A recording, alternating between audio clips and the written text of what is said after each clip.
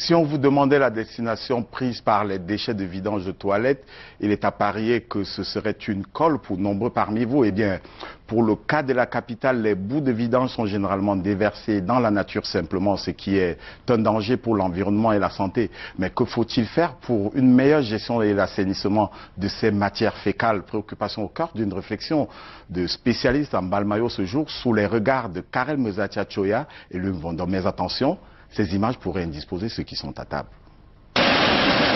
Voilà. En images, les bouts de vidange. Ce sont les produits de nos déjections contenus dans des fosses septiques qui, au bout d'un certain temps, se remplissent. Il faut faire appel à une entreprise de vidange qui collecte ces matières fécales pour les dépoter, comme c'est le cas ici. En l'absence de station de traitement, ces matières fécales sont déversées dans la nature. Celles de Yaoundé, par exemple, sont déversés de manière anarchique à Noumayos, sur un site qui n'est pas approprié, avec une forte pollution des cours d'eau. Et les risques sur le plan de la santé et l'environnement sont importants. Les bouts de vidange, c'est un concentré de bactéries et de parasites qui sont susceptibles d'engendrer de nombreuses maladies dites orofécales.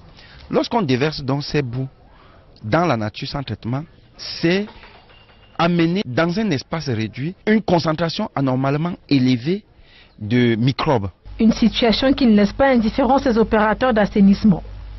De concert avec la communauté urbaine de Yaoundé, ils présentent à ces différents responsables d'entreprises de vidange les différentes options technologiques qui existent en matière de traitement de bouts de vidange. Vous avez par exemple des techniques comme les lits de séchage non plantés, que l'on couple avec de lagunage, ou même encore des bassins de décantation épaississement.